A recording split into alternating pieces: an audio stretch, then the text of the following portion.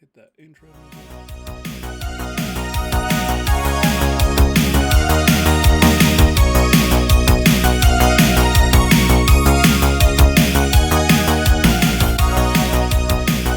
What is up, everybody? Welcome back to the Story Motors Podcast. My name is Robert. His name is Mike. And who is this? Who do we got here? What's your name? Hey, I'm Jamal. Hey, Jamal. I don't know where... I was pointing in Discord, You're on my but I left. think... Yeah, it's... You know I what, don't know. people. It's Yeah.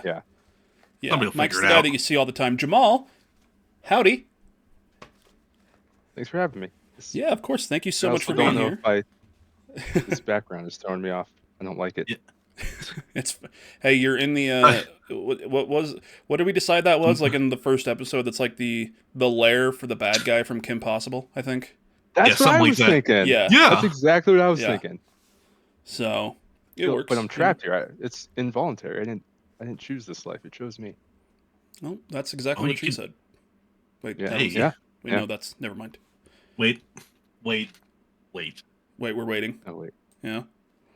Yeah, I thought I had something, but That's fair. So Jamal, go ahead and introduce yourself and kind of what we're going to be talking about today. We'll get to it momentarily, but Yeah, absolutely. So my name is Jamal Page, and I work as a director producer for a lot of video production jobs. I run the company Black Sparrow Media, which is currently in production, I should say, for our feature-length documentary, Gaming While Black. nice.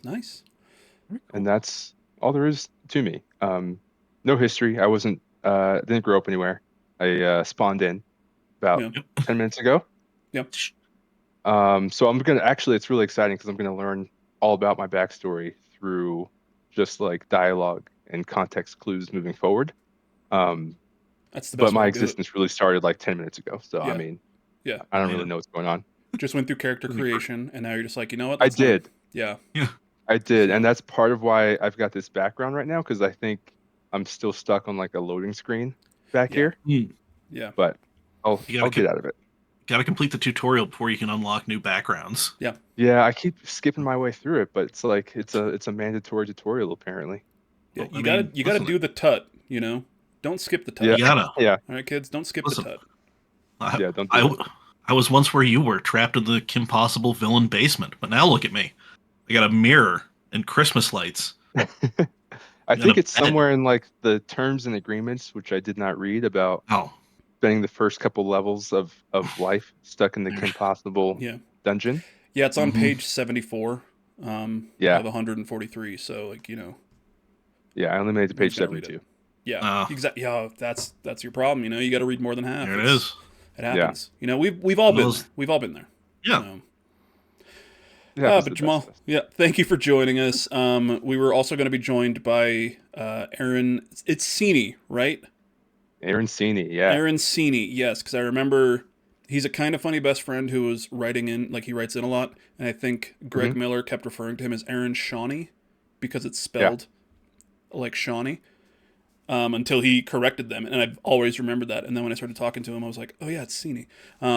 Aaron was going to join us today, had to back out the last second, so everything should be cool. And he's going to be back on to join us at some point in the future. So, Absolutely. yeah. But tonight we've got Jamal. Jamal, we're going to talk about this documentary. We're going to talk about you, and we're going to dive into really quick before we kind of get into anything else. What are you gaming on recently? What are you playing? What are you doing? Ooh, good question. I think I'm currently stuck in the loop that is Starfield. I both dislike and absolutely adore that game. Mhm. It frustrates me to no end because I see a lot of missed potential, I think. But at the same time, I'm finding like the nuggets of things that I really enjoy, and I'm like locking into them. I'm holding tight. Uh, there's just some really fun stuff about that game. So I'm stuck in a Starfield loop. And then, embarrassingly enough, I'm still making my way through my first playthrough of Baldur's Gate 3, because again, game is great, fantastic. I understand the hype. Apparently, I am very bad at playing this game. And I waved the white flag. I surrendered. I brought the difficulty down to the easiest that I could possibly bring it down to, because I was just tired of like not even getting past the opening map area. And even on like the easiest setting, I'm getting my ass kicked in that game, and I don't know why. I thought I was doing everything right. I don't know.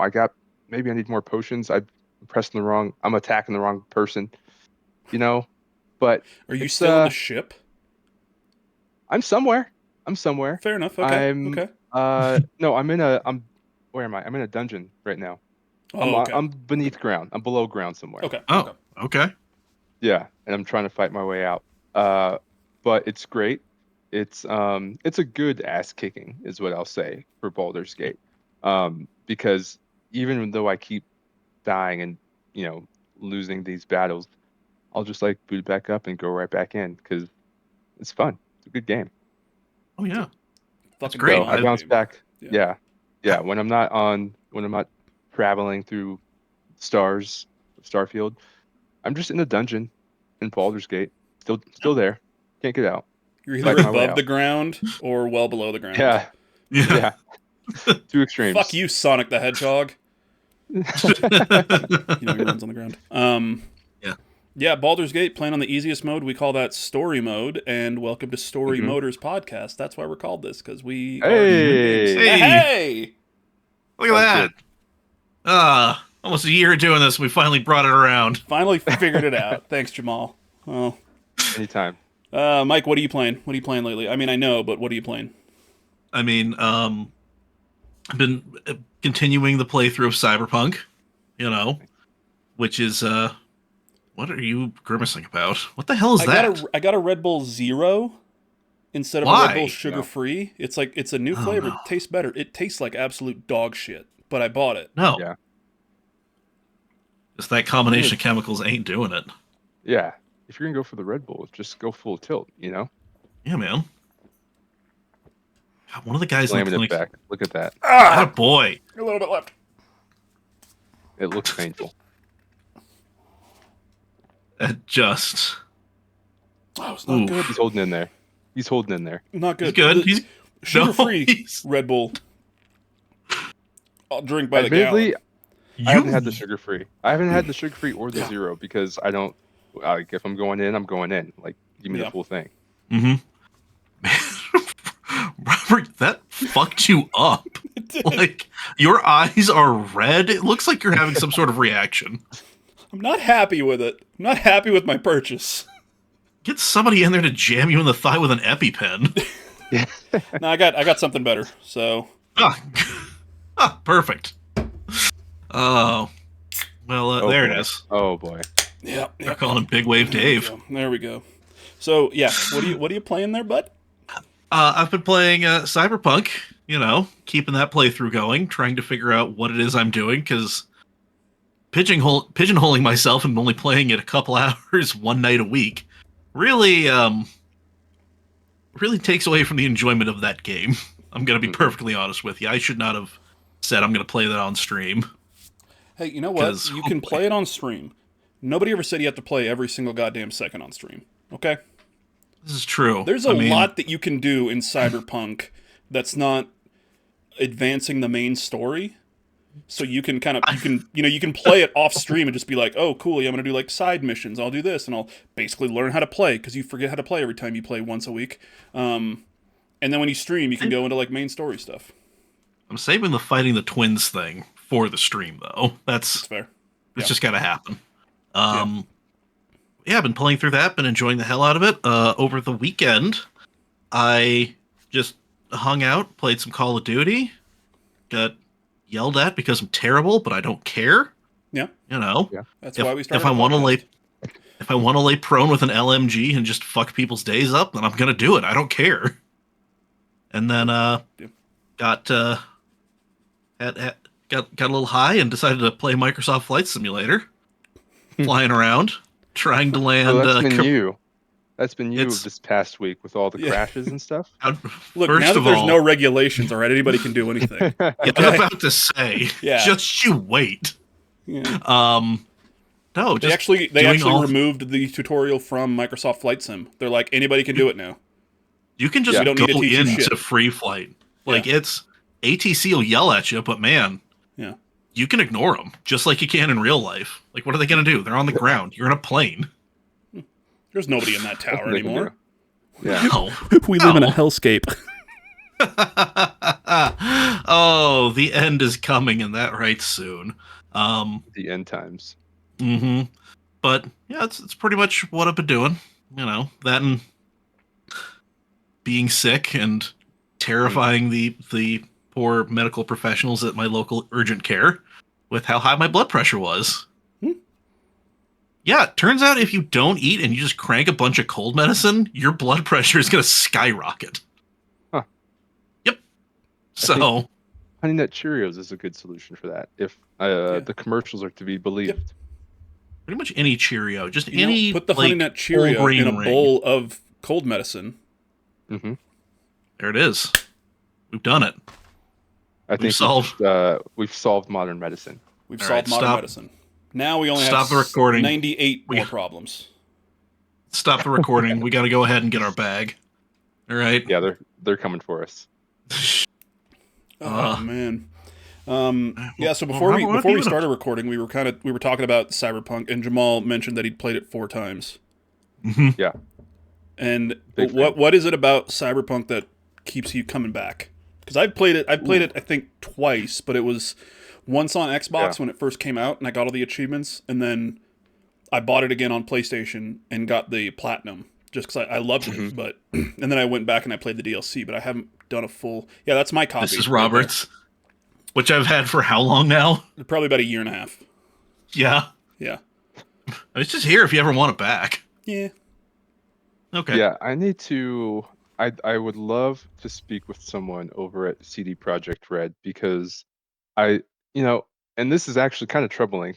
I didn't realize that they also developed technology that looks inside my brain, um, because they must have seen inside my brain to know what a perfect video game is, to make Cyberpunk. I can't Oh, express I thought you were a going to say to make more. a perfect video game, and then they called Bethesda and made Starfield. So never mind. Okay. Well, it was Yeah. someone that was working at Cyberpunk at the time, or working at CD Projekt Red at the time, and I was like, you know what, the guys, that's a good idea. I'm gonna go and do that also over here. And then they missed like a team meeting where they found out it wasn't supposed to be Starfield. Yeah. Um, Fair. and then they made Starfield. But Cyberpunk is just like, I don't know. I can't.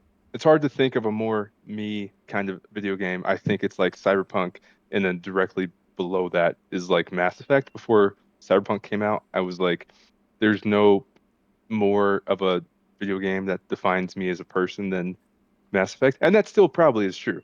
Oh yeah, I've seen that. I'm looking at it. And I still stand by that. I still think it's true.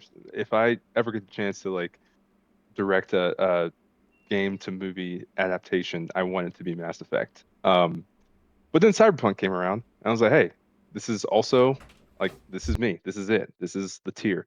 I'm just, I think a sci-fi. I'm like a futuristic sci-fi nerd the most, I Yeah. believe. In fact, you can't see it actually, but the my computer wallpaper is a photo I took in photo mode of Cyberpunk. Nice. Those are some of Yeah, the I would best. spend. It was hard to play because I would well, and this is a good thing, but I would stop every like 2 minutes, go into photo mode because I would once again see the most beautiful thing that I'd ever seen, and I'd spend probably 5 minutes in photo mode, like Yeah. getting the shot, crafting the angle, doing all that stuff, setting the pose, take the photo, and be like, cool, that was great. And then turn the corner down some other street in Cyberpunk, be like, oh, well, I gotta take a photo of that. Another 5 minutes in photo mode. Mhm. And that was a good chunk of my playthrough was just being in photo mode because that game is beautiful. Oh yeah. Oh, It's a fucking gorgeous game. yeah, Yeah. Night City. I just love wandering around and just like Mhm. picking up the flavor. It's just hearing the weird little conversations, just seeing stuff. The It's so good. details. Oh yeah. Like I still have like entire galleries on my phone and probably like on my computer somewhere of just cyberpunk photos. I convinced myself that I was gonna like do some research and see if it's possible to like open up or do like a pop-up like art gallery where I just Mhm. like do a giant screen print of some of these photos I have and like display them in an art gallery, not for sale or anything, you know, I'm not Yeah. Oh, just profiting off it, Just come but I just in, want people take a to look. see it Yeah. in like a lot. Like I don't want to show them on my phone and have them like squint, be like, "Oh yeah, that's cool, I guess." I'm like, "No, no, no, you're no. not seeing the intricate, you're not seeing the trash on the sidewalk. You know, I want this photo on an IMAX screen right now. And I Hmm. want everybody to just come into the room and look at all these things because it's so beautiful." So what I'm hearing is that one of our future episodes here on Story Motors, occasionally we'll do episodes that are literally just about one game or one game series. Hmm. So at some point, we're going to have you back for an Oops All Cyberpunk 2077 episode. Yes. And it will Yep. just be us Yeah. talking about that and nothing else. I'm already prepared. I have Good. the whole folder of my Good. photos right All here. Yep. right. Yeah. We'll make that'll literally just be playing the entire time as we're talking. Is just a Please. collage of these Hmm. pictures. I can't even express. That's been my life stream. That's all I've ever wanted is just people to look at my cyberpunk photos. I love them to death. They're like my children. It's the way that like, and I'm pretty does I want to say The Witcher 3 also has a photo mode, right? Yes. Yeah. Yeah, It's not as in depth. yeah. But like CD Projekt Red, I think they just make beautiful games. Yeah. Hmm. And if you have a good photo mode on top of that, like Cyberpunk, and I would say like Insomniac Spider-Man games, Hmm. those Hmm. photo modes, that's probably my favorite photo mode in a game because you've got the biggest thing is no matter what you're doing, you pause, you can do the photo mode, and then you can change whatever costume you're in, so you don't have to like go out in a certain thing and then do this. No, you can just be like, cool, I'm flying through the city and I'm doing this cool thing. I want to take a picture. Yeah, but I don't want to be in that suit. I want to be in this other one, and you can just go in there and Hmm. change everything, and it's fucking awesome. My work computer background or my home screen background is just a collage of different photos that I've taken in photo modes in Nice. games. I need to Yeah, have Nice. I way love more. it. Yeah.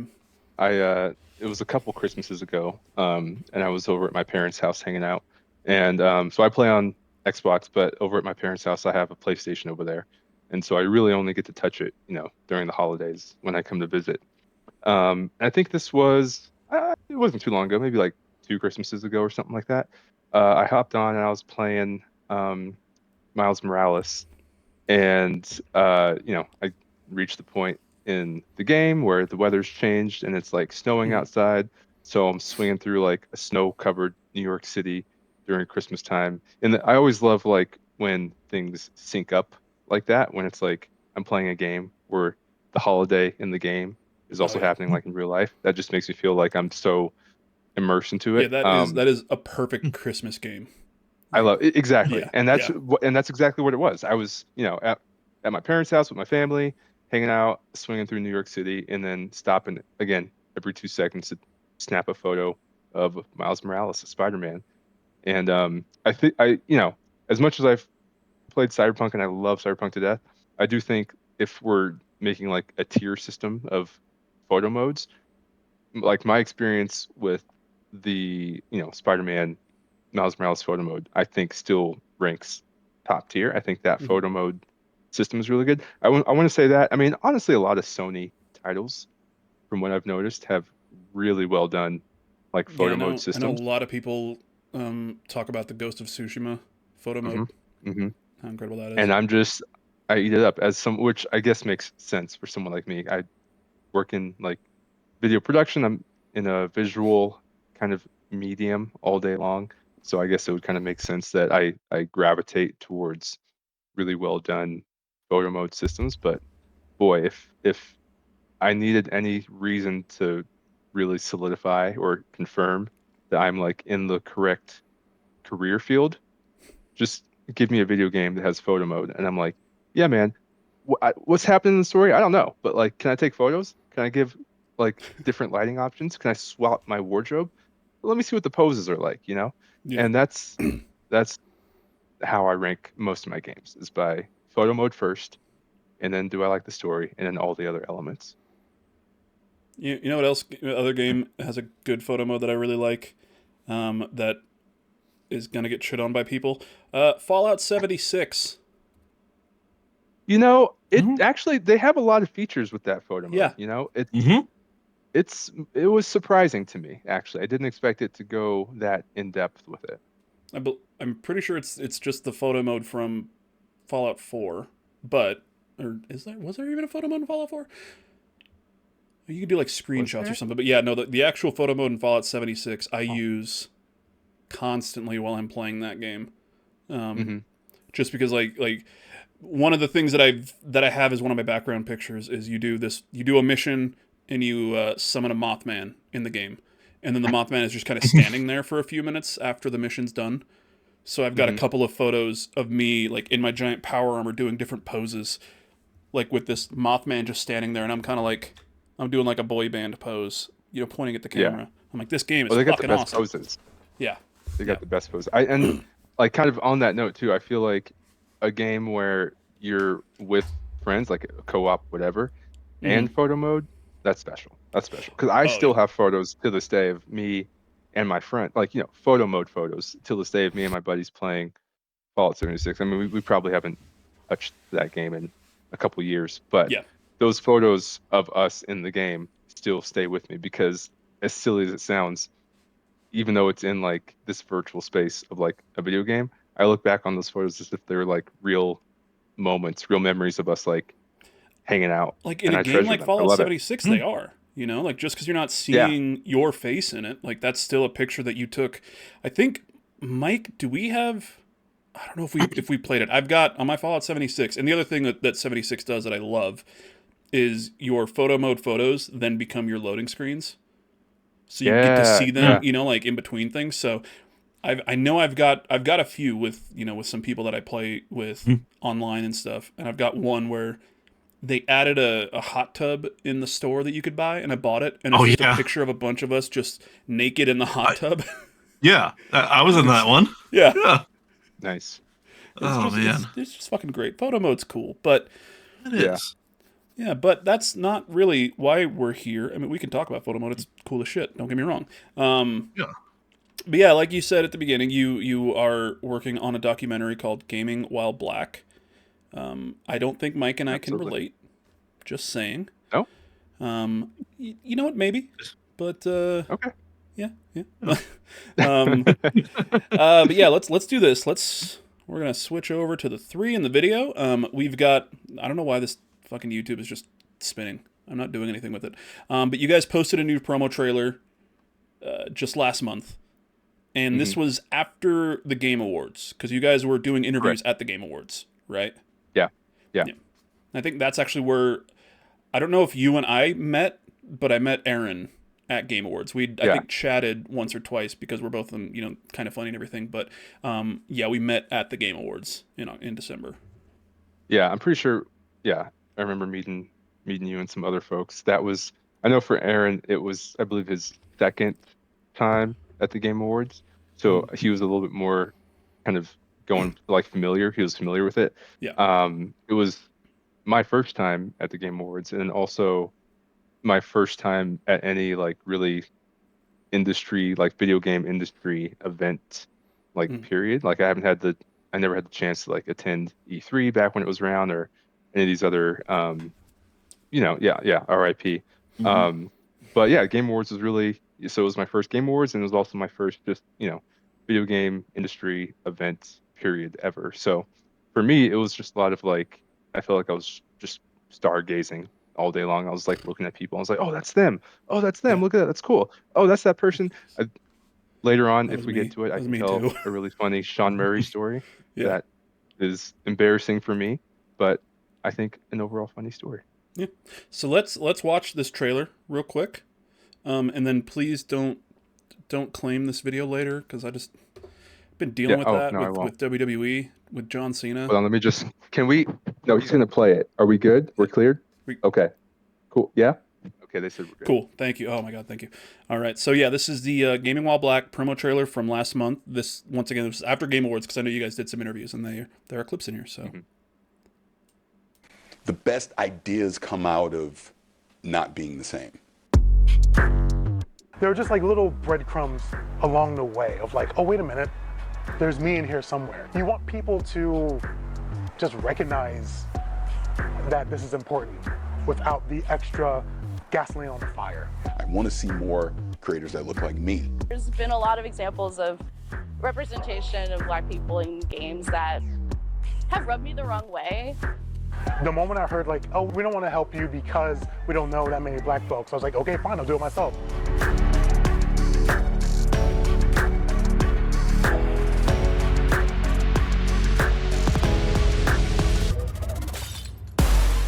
Just because like I happen to be Black doesn't mean like get to show like Black things. Like, oh, like he listens to rap, he likes basketball. Like I grew up playing baseball. I love hockey. I'm Canadian. Just make the person great who just happens to be Black. Sometimes to write for Black voices, you need a Black voice behind it.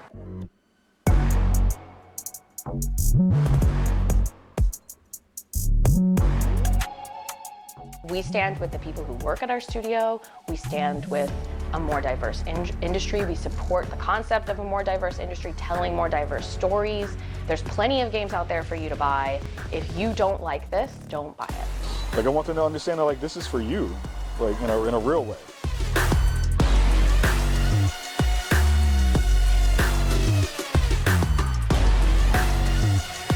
Oh, that is tough. That is tough. Awesome. Awesome. So yeah, a lot of faces in there that I recognized. A few people that I also met for the first time at the Game Awards. Paris Lilly, been on Kind of Funny a lot. Also does now, like, he does his own thing. He's been doing his own thing and everything. Got Khalif Adams, Spawn on Me. I saw Cam Hawkins, who was also doing some Spawn on Me stuff, and he just started. Is it JRPG Chat? Fuck, now I feel like an asshole. I have seen that too. I saw him post about that. Yeah. That sounds right.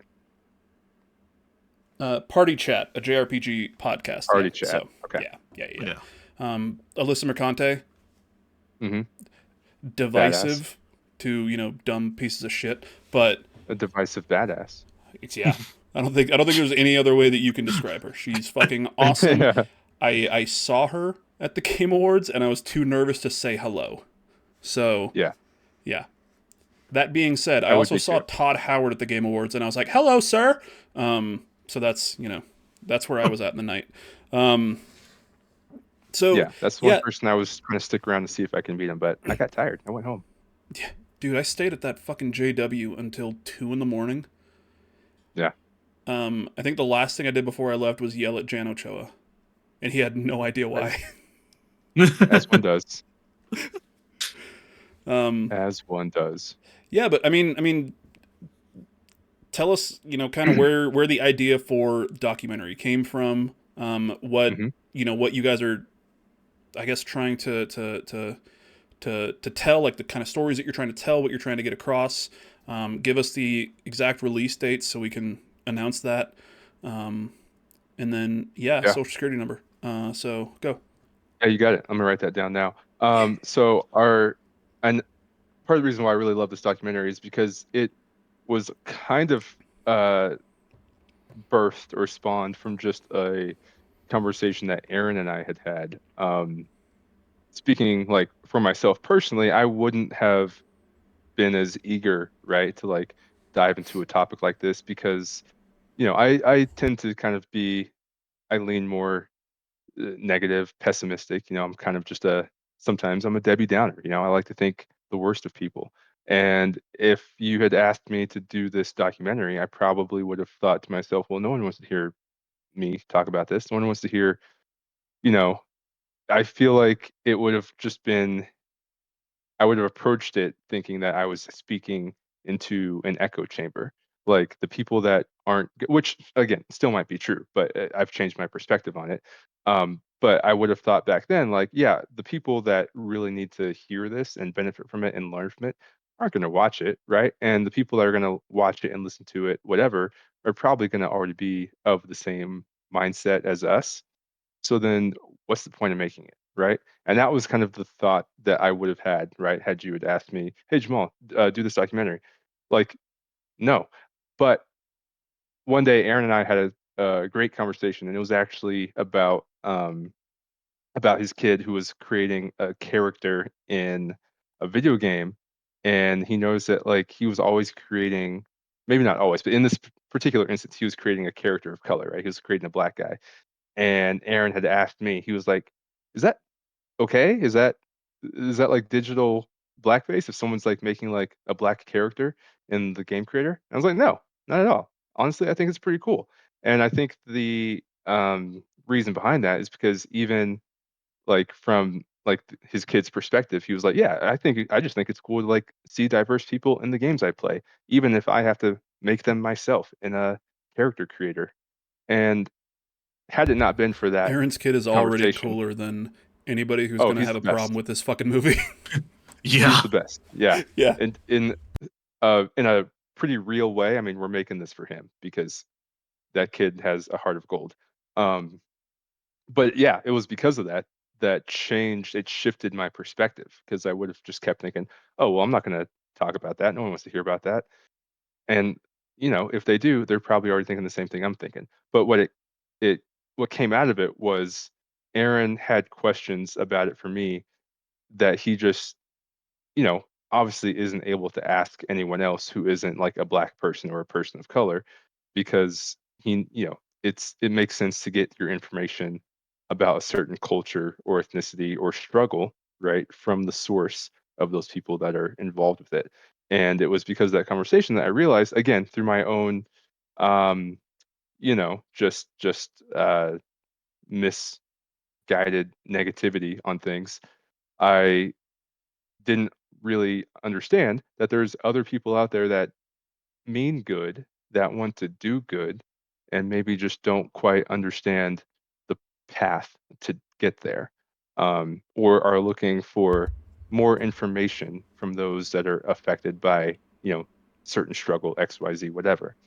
And that kind of opened up my thinking quite a bit more about the documentary. And I thought, well, if someone like Aaron is asking these questions, who knows who else is out there wondering the same thing? Maybe they don't have a community or friends to ask about it. Maybe they don't feel safe enough to ask about it. And the documentary format or the documentary genre, I believe, is a really good format for topics like this, right? You don't need to really put yourself in an uncomfortable situation and go talk to your neighbor about something that, might go south and then you got a whole situation on your hand. I don't know. Like, everyone has their own specific details of their lives, things that Everyone's got those neighbors that everyone's were got waving those an upside neighbors. down American flag until January 20th of this year, and you're like, okay, Exactly. now I get it. Hmm. Exactly. Fun. Um, and so Yeah. that definitely opened up my thinking where I thought, again, documentary format, if we get it sent out onto streaming, whatever, if it's out in the world for people to click and watch anywhere, maybe, just maybe, even if there's one other Aaron, if there's one other person out there, even just one who is curious about these topics and just wants to know, hey, also, why aren't there a lot of black people in the games that I play? Why is it the fact that, you know, we want to see diversity so much that we just have to create it ourselves in the character creator? Why is it that like, every time a South of Midnight comes out, there's all of this backlash and hate around just a game that's meaning well and trying to portray a black protagonist? Um, and again, Aaron had all these questions for me, and I really valued the fact that he saw me as like a safe space to come to with these questions.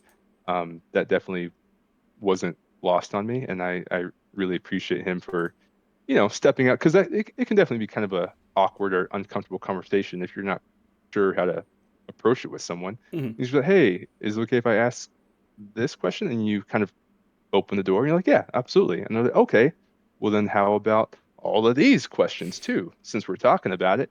And I'm like, cool, yeah, because I love questions. I love talking about things. I love to have conversations and get down to the nitty gritty of it and find ways where we can all connect. Because I think at the end of the day, I know earlier I called myself a pessimist, but really I think at the end of the day, we all have good inside of us and we just need to find a way to connect those strings together.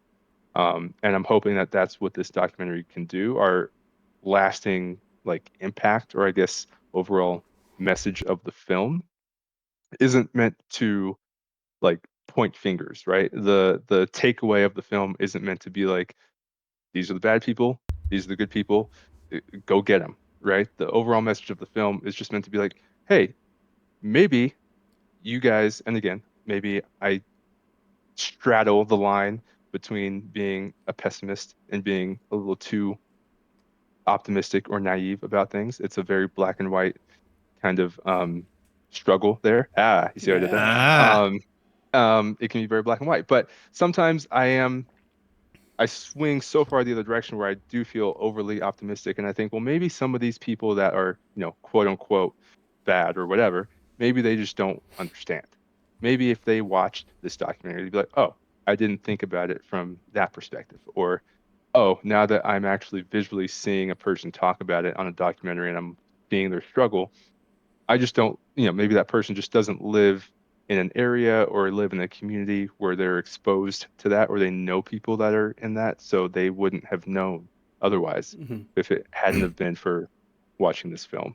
And so a lot of that sentiment is what definitely pushed me to thinking that, you know what, yeah, let's do this and let's see what we can get from it, and try to make this something that really brings, hopefully, people together, and rather than push them apart. That's really what we want to do, is bring people together. Yeah. So one thing that kind of what that I took from what you were saying and everything is so Aaron is lucky enough to have you in his life to be like, hey, is it cool if I ask these questions? Can I ask you these questions because I got you and we're close? Where it seems like you kind of want this film to be able to be the thing that people who don't have that connection to be able to watch this and be like, oh yeah, I had these questions, or even I didn't even know I had these questions because I never had to really think of it that way.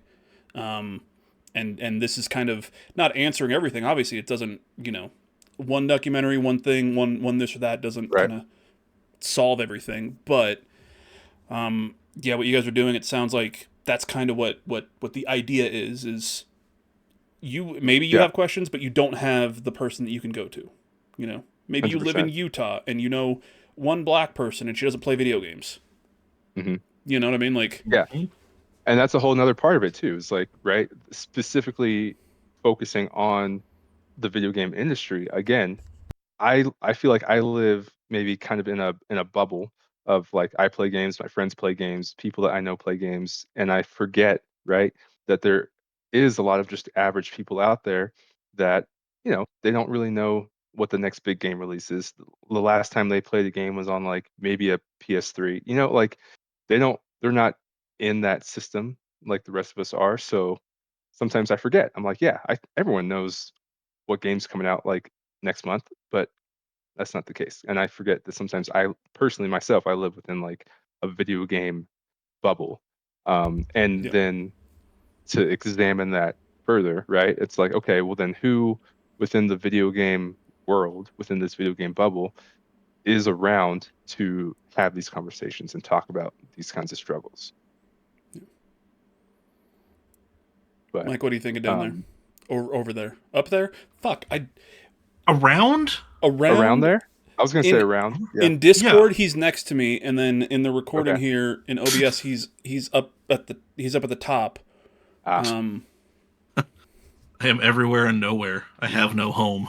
I'm like the wind. This I'm is what I about this bring to the podcast. sex This is what I'm appeal and bringing this. right. Yes.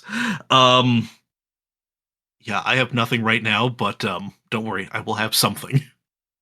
he's loading. That's fair. This is- That's fair. So one thing that you said though was, you're pessimistic, and you were like, the people that aren't gonna want to hear this aren't gonna watch it, and the people that are gonna want to hear this are probably already on our side. hmm One thing that another, not documentary, but another piece of content that it makes me think of is, and I fucking talk about him every goddamn week. Kind of funny, but Blessing Adeoye Jr. did a video. I don't know if it was last year or the year before, but it was on black hairstyles in video games. Yes. Essentially like, hey, why does everybody now have, you know, the Killmonger or braids or an afro or bald, and that's it. And Yeah. I don't know if it was because of that. You know, it's hard to say, but it seems like kind of after he made that, you know, about a year later, there were more and more, you know, black hairstyles in video games that were not just those 4 things, or not just, oh, you're a character with black skin, but everybody just has this same style of hair. Like, there's a different thing there. I can speak to that a little bit. I mean, obviously, you know, I don't work in video games. I'm not a developer or anything like that, so I can't speak to like what was happening in the room over there.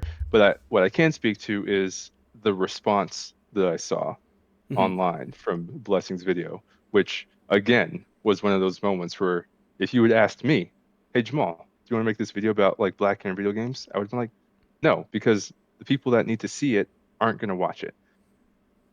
That video, that Blessings video, is a perfect example of why I'm wrong. He makes that, you know, black hair in gaming video. The response I saw, right? I watched it immediately the second it came out. And then the following days, weeks, whatever, I just was watching the response online of like people sharing it, people commenting on it, people like really resonating with it, being like, finally, someone's talking about this. And I will say that like Blessings video is a direct inspiration for this documentary to be happening. We've already, you know, he's definitely on our list of folks to speak to. We've been in contact a little bit just to let him know that this is happening, and to kind of give him the shout out that we want to come up there and get him on camera. Blessing, I know but you listen and watch the podcast, so reach out to them. 100%. Oh, and he to doesn't the watch us. point, He doesn't know about Blessing. us. Oh, he's gonna clip this out, send it to him. He's gonna see this. Because I think it was last week. I don't know. Sometimes I go in and out of what shows I tune into, but I think it was last week. There was an episode of Kind of Funny, or maybe they were doing a live stream. I can't quite remember, but Blessing was there and he was talking about like his goals for the year or something like that. And one of the things that he mentioned was kind of, and I'm just paraphrasing, I can't remember exactly, but he was saying something along the lines of like doing more things, pushing himself, like doing like a real big, serious thing or something that's like of importance, right? Of worth. Yeah. And I sat there and I was watching that. And in my head, I was thinking, man, we really got to get this documentary. Like, we need to keep the momentum going. We got to get the word out there more, because Blessing Adeoye Jr. is top of the list of people that I want to have involved in this project, because he is him and that video that he made is a direct inspiration for this documentary. Yeah, I remember the day that it was. I remember the day that they were like, "Hey, you know, after Kind of Funny Games Daily, there's going to be a premiere of the Blessing Show, you know, which is what the video is called," and then that was the topic, but they didn't say what it was. They were just like, "It's an episode of the Blessing Show. Should just stay after Kind of Funny Games Daily, and we'll watch that, and then after that, we'll continue on with the day, or we'll talk about it and stuff." And then even just in that live chat, as we were watching this video, people are just like, "Oh shit, that's what this is about? Fuck yeah. This is fucking awesome." And there were definitely people in there that were watching it, like you said, and they're like, "Yes, finally someone is saying this that has the voice and has the platform." And once again, like I can't say for certain that it caused some changes, but it does feel like in the time after that, games have been coming out, and now you're seeing, you know, more hairstyles and better done hairstyles. It's not just like I said, it's not just, oh, here's an afro. It's okay, here's, you know, like a fade, but it's not just we're you know, doing the color variant on the hair. It's, you look into it and you're like, oh shit, you're doing work to make it better. Yeah, I mean, and that's definitely part of it, because I remember I was there in the live chat. I was watching it live, and I had the chat pull up, and again, you know, there's this part of me that maybe just through my own upbringing or my own experience, just like as a black man in America, sometimes I shy away from talking about this stuff because I just don't want to deal with all of the hatred about me existing.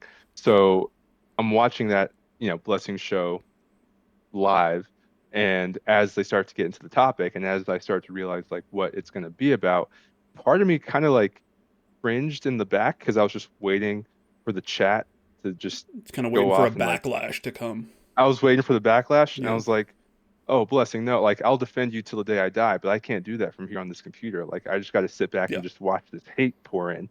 And I was so wrong, and I'm very, very happy about being wrong. And it was, again, seeing people respond to his video that kind of told me that maybe it is worth making a platform and having a space to tell a story, because there could be a ton of other people out there that also want to tell the story or want to share the story. They just need the story to be out there first. And so that's what we're trying to do. Yeah. So what are the I mean, and obviously you guys are still in production, and we probably don't have like an actual, date, but do you guys have like a timeline on when do you want this to be completed? Do you want it to be like this year, next year? What Yeah. are, do you have any kind of I've any got a plans? rough timeline. I mean, I feel like with the documentary format, it can always be a little bit tough because, maybe you go interview a person over here and they put you on a path. It feels a little bit like you're, like an old 1940s detective trying to solve a case. You go talk to some other witness or whatever, and they're like, well, you know what? I actually saw old Martha Jean up at the farm on Thursday. And you're like, we've talked to 27 people, not a single one has mentioned Martha Jean. Yeah. Okay, we thought this investigation was over.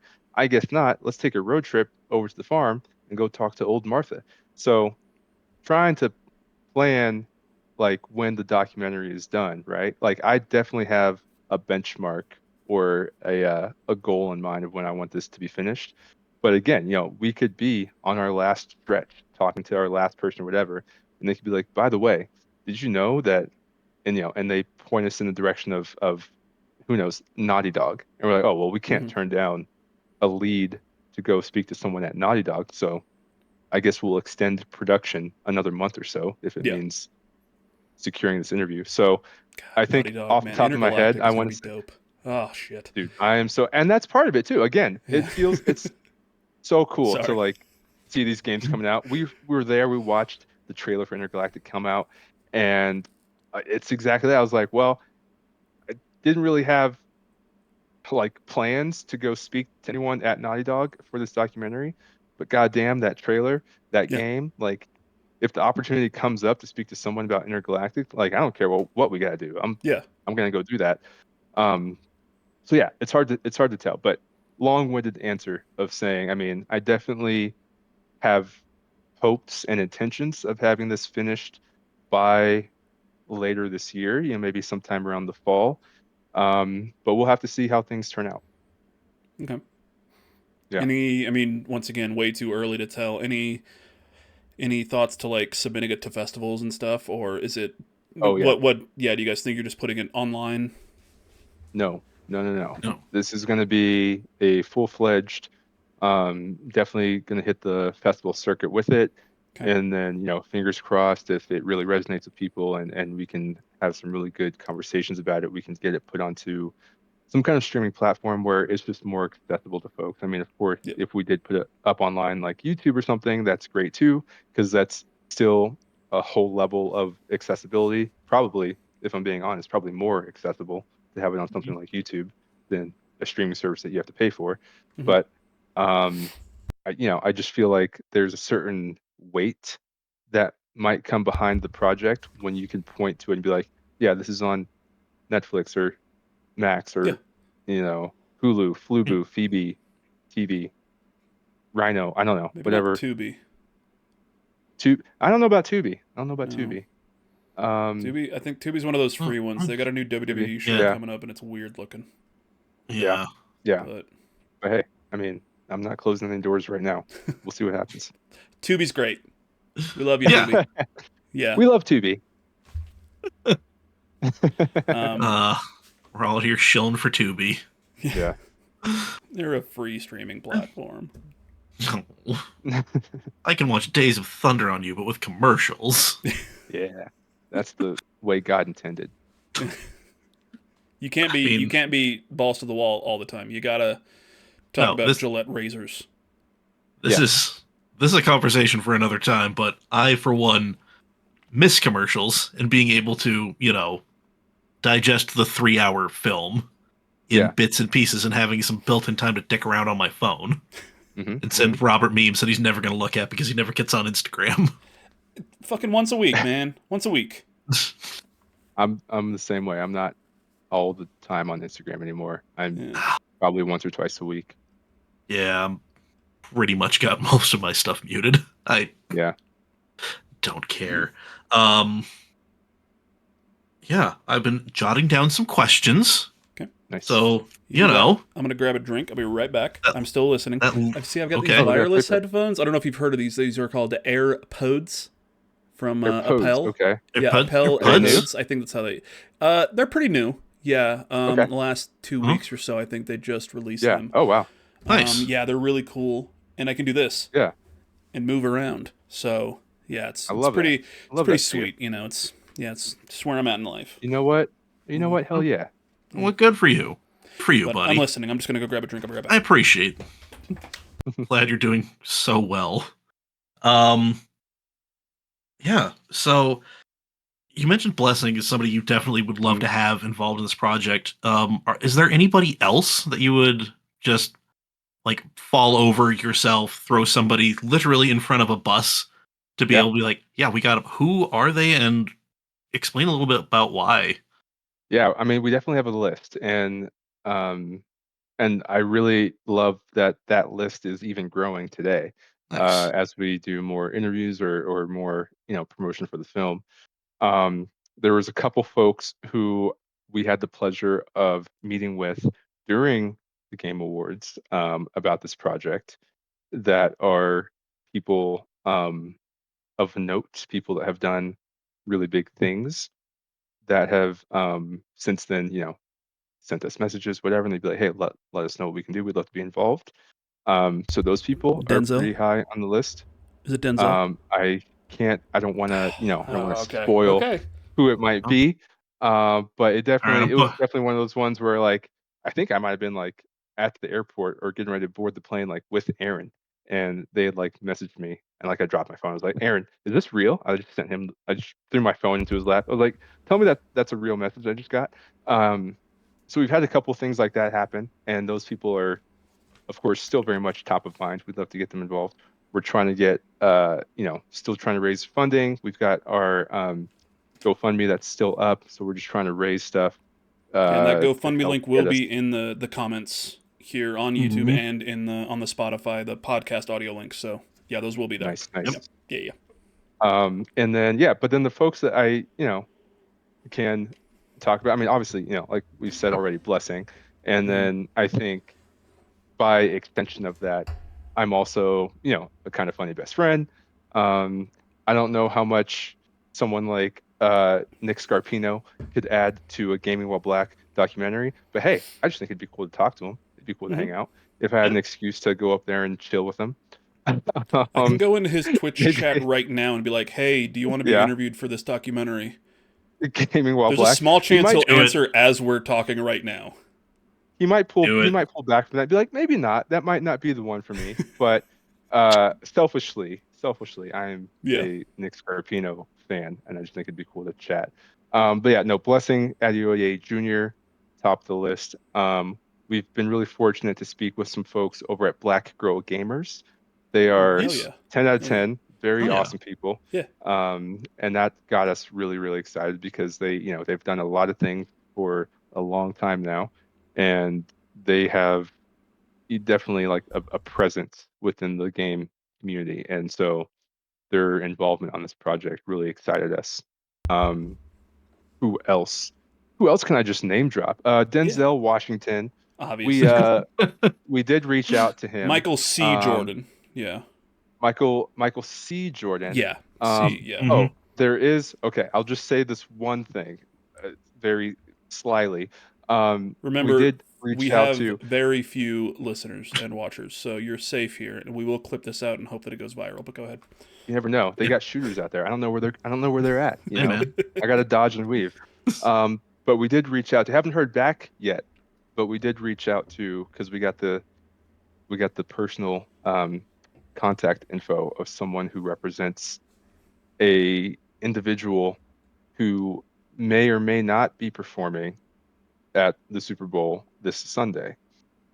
Not the main person that you're thinking of, but another awesome, Travis cool. Kelce. That's him. Jalen Hurts. There might be another entertainer involved with the halftime show who is also a big gamer and also a black person. And we thought, oh, well, that's a great combination of events. So we have reached out. We're waiting to hopefully hear back. That would Wiz be a huge Khalifa. get.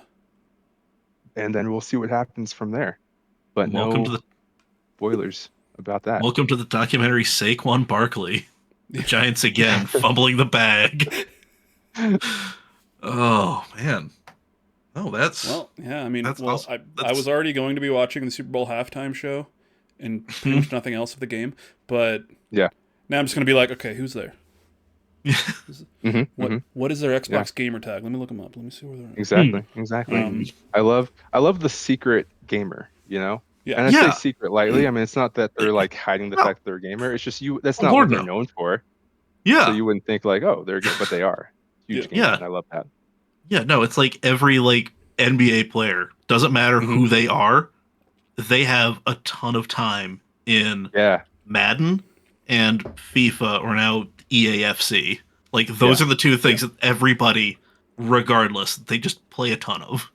Yeah. It's just like, it's like, wait, weren't you deep in a playoff run then? Yeah, man, but Ultimate Team, you know, gotta... It's like another form of practice for him or something. Something, yeah. Yeah. Instead of watching tape, now they're just being like, okay, let's just play the game and see. Let's just see what the other team's going to do. Yeah.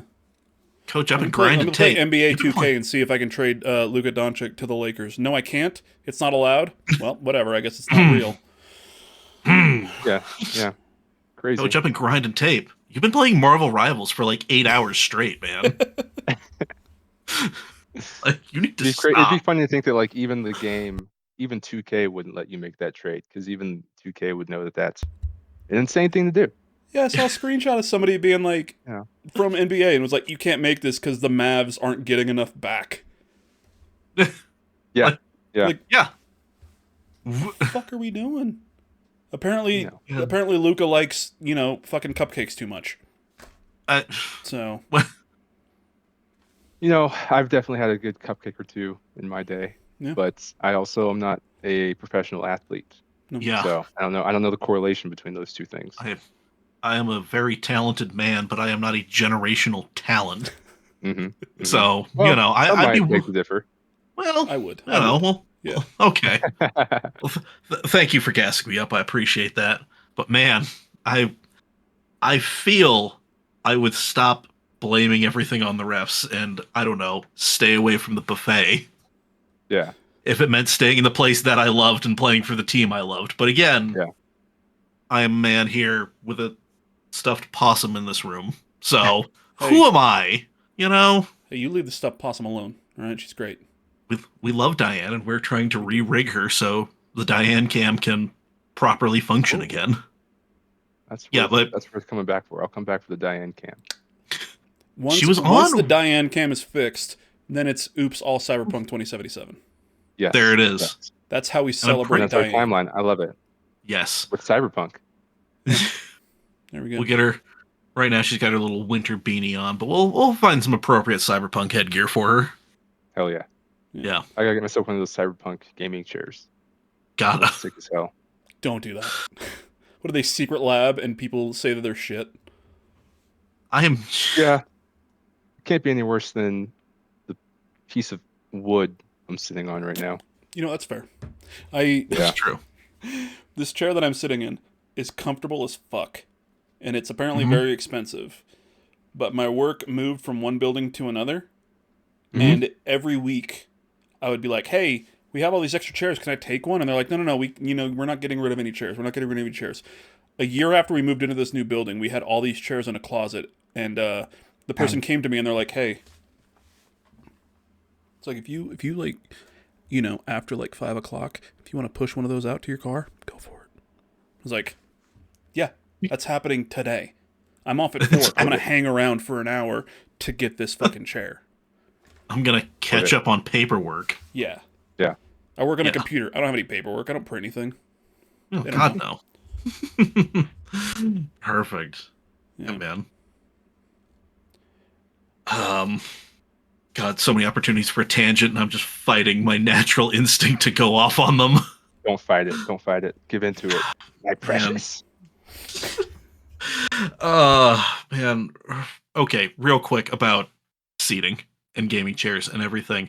When they first started to become a thing, me and all my car guy buddies looked at the chairs and were just like, oh, they're just taking like the eBay special like racing seat and just bolting it to like an office chair bottom. And that's it.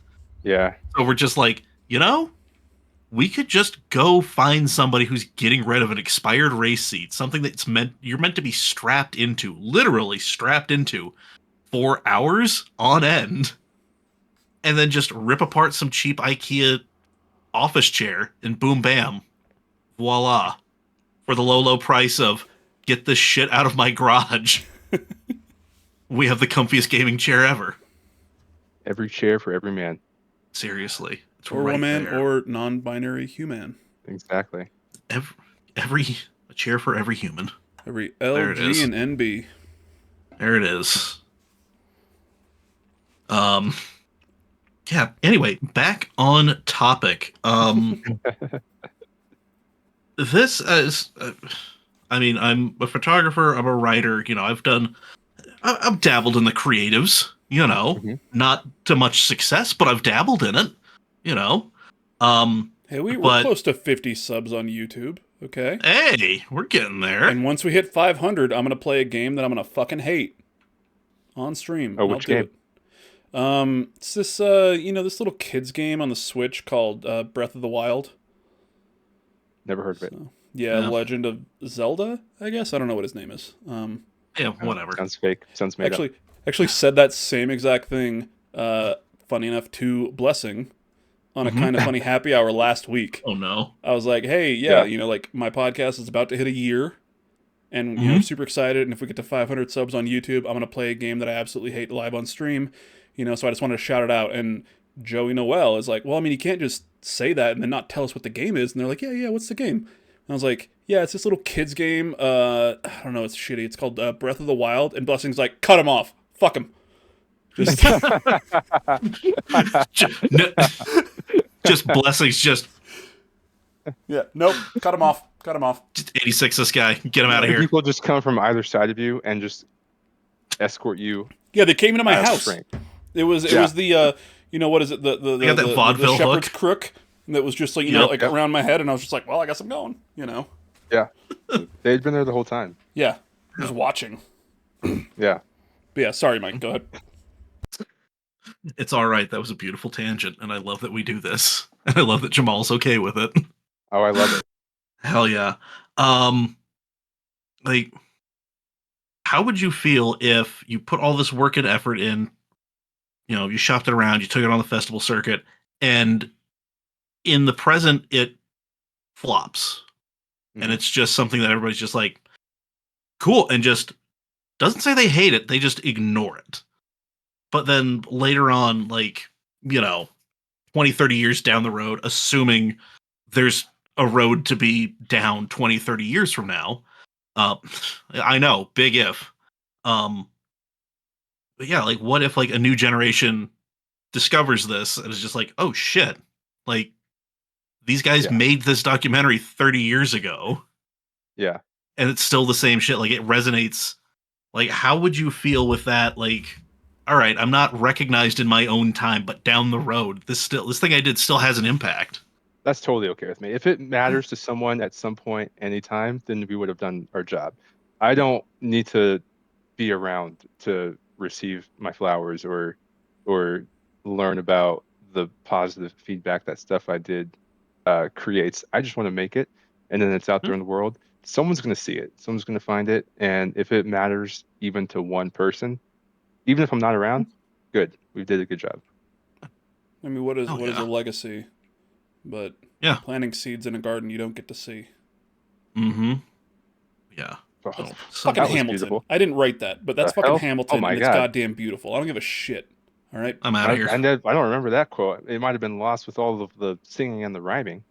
It's literally it's when Hamilton gets shot, and it's as he's dying. Oh yeah, no, I skipped that part. That was too sad. Yeah. No, I've listened to it 100 times. I saw it live. I watched the Disney Plus thing, and that Yeah. line is always just stuck with me. It's like I saw it legacy. What is once legacy? on Disney Plus Yeah. during pandemic, and I was Yeah. like, cool, I did that. Now I can move on. There you go. Yeah, I saw it live here in Salt Lake, where none of the people from the original broadcast recording were in it. Like it's all just a touring yeah. thing. And I was original- like, this is still okay. Yeah, it's Yeah, still fun. It was still Are good. they bringing that back? I saw something about that. I Dude, saw a post or something. they're touring They're everywhere. touring Oh. it. Like They're yeah. coming back here to Salt oh. Lake. I think this season. Yeah. Is it a lot of the original cast or No, who's in it? I don't think No, there's anybody it's- from the original cast that's there. No, yeah, Okay. the original Broadway cast is, doing things that Broadway class actors do. This is That makes sense. Yeah. yeah, this is a touring company and it's still very good. Yeah. Oh, I Like bet. not yeah. to. Yeah.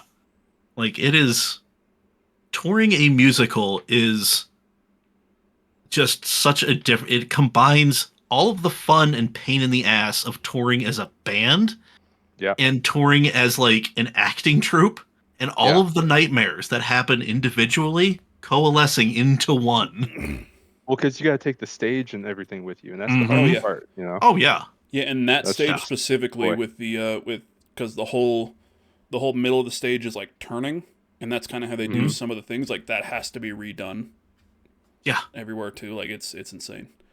Yeah. Mhm. Hats off to them. Yeah. So anyway, yeah. Hamilton. Ugh. If you guys haven't heard of this thing, This great little Broadway musical. Okay. I want to joke and be like, I saw it in a black box in New York. And it's just like, well, actually, Lin-Manuel did it in a few black box theaters, just literally Yeah. by himself as like a one-man show. Yeah. And it's just like, oh, well, Hell it's of a like, one God man damn it. show. Seriously, that is. All right. This is now Yeah. Hamilton Motors podcast. I mean, I could grab the wheel and just drag it into make a long Doctor Who thing, Oh, So there was an episode with here we go. 10th or 11th Doctor. It's been frustratingly too long, but they have no, not Exton was 9. Tennant was 10. 9, 11. Matt Smith. Yeah, Matt Smith. 11. Okay. Yeah, so they Tennant was go also, and what, 14 or 13, 12? I don't even watch Whatever. Doctor. I just I said don't all know. those names. Okay, cool. no, sorry. Yeah, they meet Van Gogh, and Oh, cool. and Okay. he's just just a totally chill dude, no problems, Yeah. no greater problems whatsoever. Yeah. But they all feel, they know what happens. Like Van Gogh doing Van Gogh things is a fixed point in time. You can't change it. Mhm. But what they do is they bring him to the present to a modern display of all of his works. And he can see everybody just Oh, nice. adore. Yeah. And then they're just like, yeah, see? Like, imagine what else you could have created, had you not, Yeah, that's kind of Yeah. beautiful. yeah. And then God, he's that just episode like, is fucking beautiful, and it makes me cry anytime I watch it. yeah. Yeah. And he's, like, he sees it. He's just like, I do matter. What I'm doing now matters, even though in my own life, nobody will take my work even in, like, exchange for rent.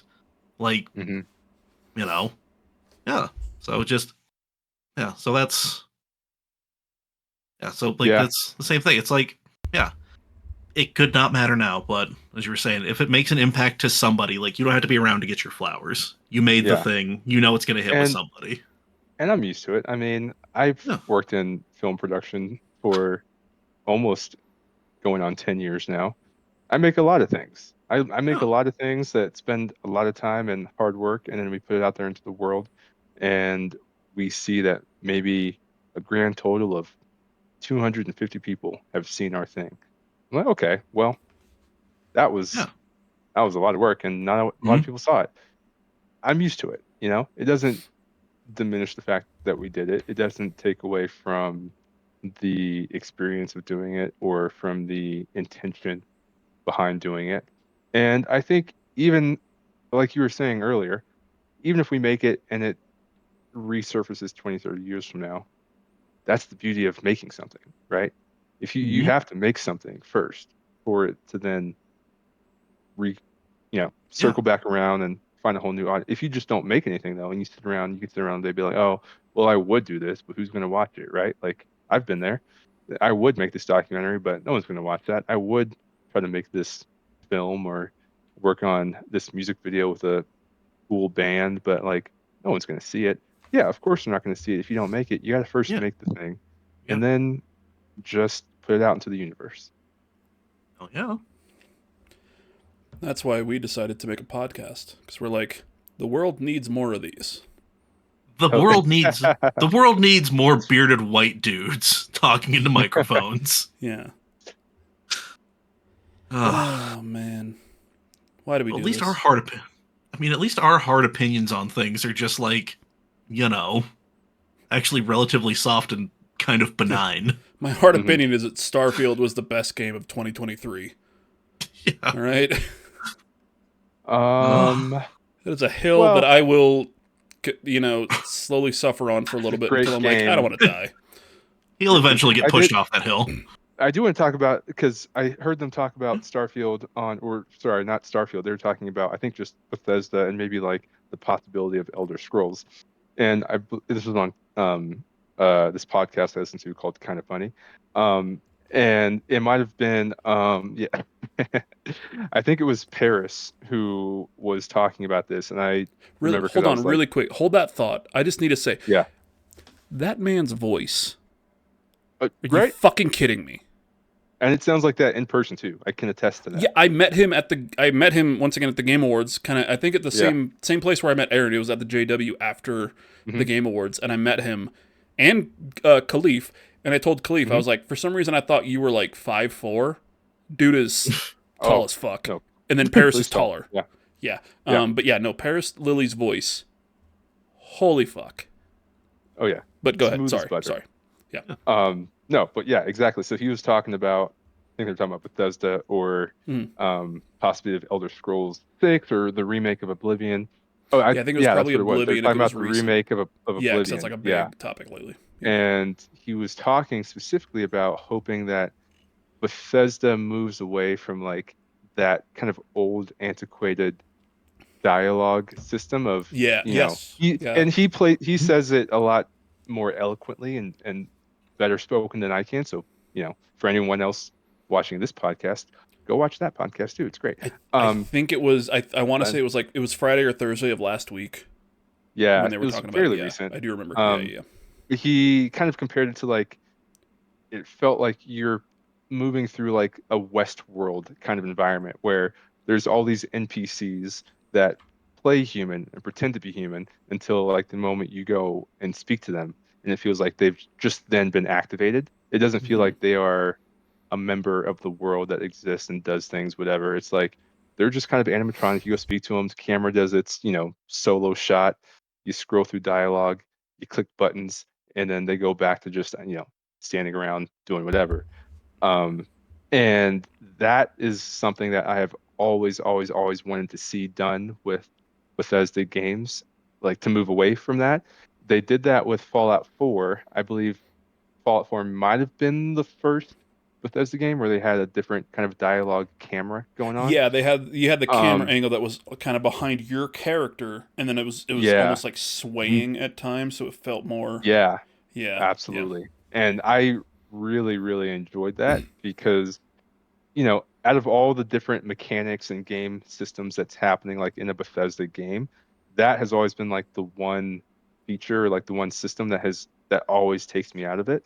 So that's why, talking about Starfield, that's why I'm always like, yeah, I love this game so much until I go and speak to someone. And I'm like, oh, right, here we go. So, and I feel like if ignoring anything else that could change, if they could only change just one thing in the mechanics of like their games, is I would love to see a different approach to the dialogue system. If they could somehow change that or do a refurbish of something like that, Starfield, yeah, 10 out of 10 game until you go talk to someone. I'm gonna put you on I the would love spot to. right I'd love now. a How do they different fix dialogue. it? What do they do? I mean, I think what they were going in system the do they right use? direction with Fallout 4. I think they were going in the Okay. right direction with Fallout 4. I think they might have gotten some unnecessary backlash about it online. Folks were, it seems like folks might have been up in arms about the new approach, and then I think they might have shuttered away from that and just went back to their traditional approach.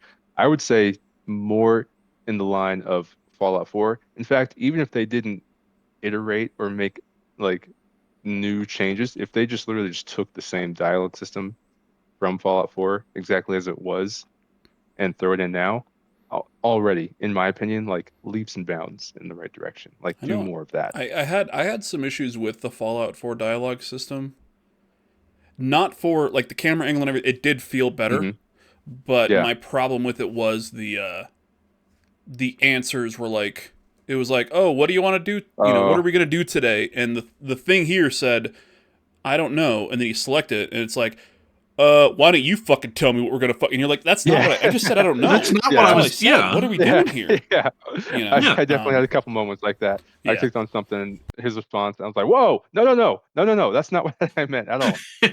And then it's just like, well, I guess we're having a fight. So Yeah, I guess we're fighting now. That immediately, because I need a second to just process what we just said. Yeah, 100%. Yeah, and I do think, and I don't know if Fallout 4 was the first or only, but have there been other protagonists in like a Bethesda game that are fully voiced, or is it only Fallout 4? I want to say it's Fallout 4. Okay. Because that was like a big thing, was that Fallout 4 was fully voiced, and then Starfield wasn't. Yeah.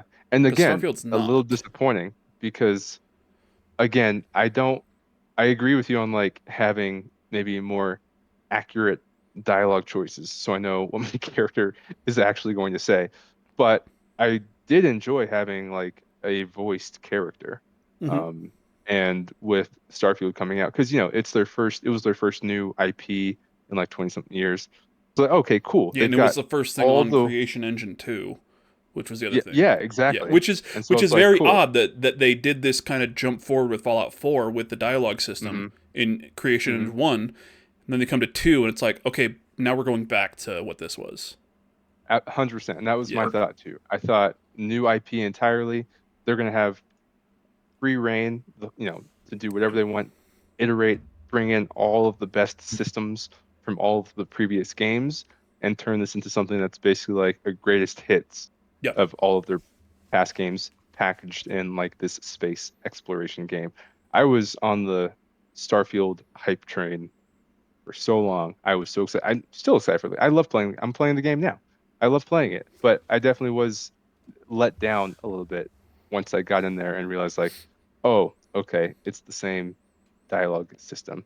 Oh, okay, we're still doing like X, Y, and Z that we've done in games 10 years old now. So I would love to see a bigger swing in like a direction of progress. I guess maybe not even progress. Progress makes it sound like what they're doing now isn't good. What they're doing now is good. I guess just a bigger swing in a new direction. Yeah. Yeah. If this was last week, I would have had my Starfield watch from the big collector's edition right here to show you I'm also a Starfield sicko. I literally just took it out of here last week and put it back in the box that it came in. Yeah, I was wondering what you were looking for. Yeah, that's what I was looking for. So I was on that Starfield hype, baby. I was convinced that game was going to rewrite the fabric of time. And it didn't. It's just a Bethesda game. It kind of did if you got to the New Game Plus. Now we're talking. By the way, I've never gotten past a second trip through the Unity. Really? I did my first playthrough, and I think on my first playthrough, I went through the Unity, and then I kind of maybe like made it through mid game. I was like, oh, okay, I kind of get it though. Nothing's really changing. Yeah. And then I kind of fell off, and then revisited the game again, new character, started from scratch. Didn't even get to the Unity in that first playthrough because, again, I just fell off of it. And this new playthrough I'm doing, I just got through the Unity again. Now I'm in my second, cycle of the universe, and I'm dedicated to making another round through the Unity because I don't know if there's like fun Easter eggs or secrets that exist just on the other side of another trip through that portal. Yeah, there could be a whole. By the way, on this topic, I realized that sometimes I don't. Not to undo everything I just said, but sometimes I realize that sometimes I don't play games correctly, and I learned that at the Game Awards while speaking to someone who worked on Dragon Age Veilguard. That I was game's dope speaking with too, them, so. and their name was Violet. They're an awesome human being, made friends. But we were sitting around at the table. I think we were having dinner, and we were chatting about Dragon Age because, of course, they worked on the game. They're a huge fan of it. I'm a huge fan of Dragon Age, and I think through that conversation we got speaking about Baldur's Gate, right? Because we're talking about like fantasy RPG games, and Do you and like they'd also fantasy played and RPGs? I Baldur's have a Gate. game for you. Oh, I do. That's my genre. And so talking about Metaphor. Metaphor Refantasio. Refantasio? Tasio? Okay, I'll put that on the list. I keep hearing about this game. I haven't tried it yet. I'm writing it down now because I'm gonna forget. As someone who watched Robert play it through our entire Extra Life stream, looks pretty rad. Okay. Dragon Age. Talking about Dragon Age, talking about Baldur's Gate. Yeah. Yeah, so learned this, which was kind of embarrassing to learn it while speaking to someone who worked on the game. But I was like, yeah, Baldur's Gate was great. I just felt like it ended kind of abruptly. I got to this point and, there's a character who has like a pressing matter to really resolve, which might end in a lot of death and destruction. And that character's like, I kind of don't want to do that, but it's a task that I've been given. And you, as your character, you're like, it's role playing. You can like choose and be like, oh yeah, well, don't do that, or you should do that. And like, who am I to say? Like, I'm not in control of their life. They want to go do that. They've been given a task to go do a mission. Hey, buddy, cool. Let's go save the world. I get to this critical point in the game, and that character is with me, and they say, hey, now's my time. I'm going ghost. And I was like, cool, let's do it. Game ends. The narrator starts talking, and it says, though they, I'm paraphrasing, but they're like, the narrator was like, though they defeated the blah, blah, blah, blah, it wasn't exactly as intended. And then credits roll and game ends. And I was like, huh, that was kind of a weird ending. And so I'm recounting this story to my friends during the Game Awards. And I'm telling the story to Violet. And they look at me dead-faced and they just go, yeah, dumbass, that's because that's not the ending to the game. You prematurely, you ended your run of Baldur's Gate. And I was like, well, what do you mean? I had a character. This character had a mission. I thought it was good to let that character carry out their mission, for the greater good. And they're like, no, you realize that isn't even the halfway point of Baldur's Gate? I was like, what? I was like, no, but because the people were there and the thing and the stuff. We're doing like, the thing, yeah. The thing, yeah. That's there. Just like, that's like the start of like Act 2 of the I saw the credits. The game's over. What the fuck do you mean? I was like, no. Yeah, we had this whole conversation. I was like, yeah. I was like, no. The credits rolled. I saw credits. I finished. They're like, no. You didn't. You have not played Baldur's Gate. And I was like, have I not?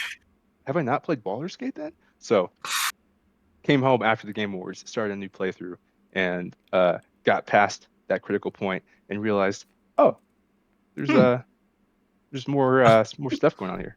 Now I'm picturing you playing Far Cry 4 and getting brought up to the dinner table And he's like, hey, just wait here. And Sitting you're like, there. yeah, I'm going to go back to the bathroom really quick. And you come back, and the credits are rolling. You're like, hey, I guess I beat the fucking game.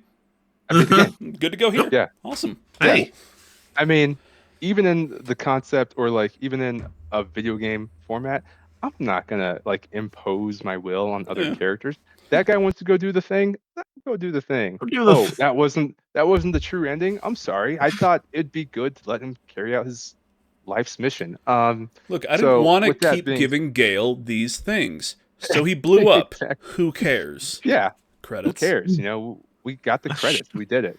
Yeah. So with now that being in my brain of like, oops, didn't do that correctly, it also sparked my interest to then revisit Starfield and be like, maybe I should go through the Unity more than once. Maybe this is another Baldur's Gate situation where I was like, well, I did the thing.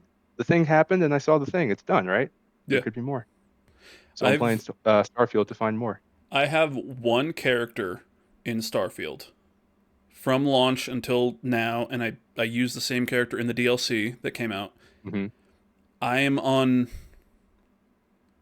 New Game Plus 10 on this character. Wow. Jeez. So, and I won't spoil exactly why, or like, Mm-hmm. what happens, but when you go through the Unity, I don't know how much you played after you went through the Unity, but you end up... Not really a ton. Yeah, you go back to Constellation, and Mm-hmm. you have the option to essentially just do the game again. And they're like, oh, where did you come from? And you're like, I don't know, I just woke up and I'm here. What are we doing? Or to be like, I did this, I went through this Unity thing, this is a different universe, and kind of explain everything. Mm-hmm. And if you do that, then your only main mission is to get like 3 or 4 of the pieces and then go through the Unity again.